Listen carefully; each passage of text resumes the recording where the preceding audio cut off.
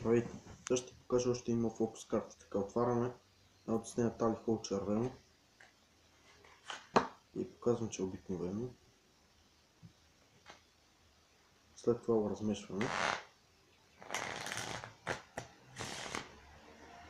Цепиме веднъж, два пъти и така.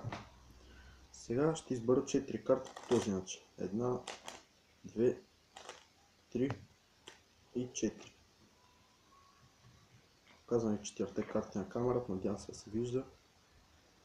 И така, сега слагаме ги нагоре на тестето. Показвам ви 4-те карти, че са обикновени, включително и самото тесте.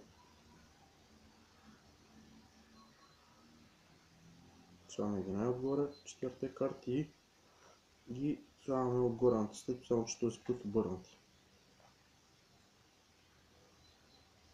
Редиме ги 1, 2, 3, 4 карти, а тази и слагаме обърната, само че най-отгоре на тестето. И вижте сега какво ще стане. Превърнаха се на 4 аса. Тя се ви е харесал фокусът и чао!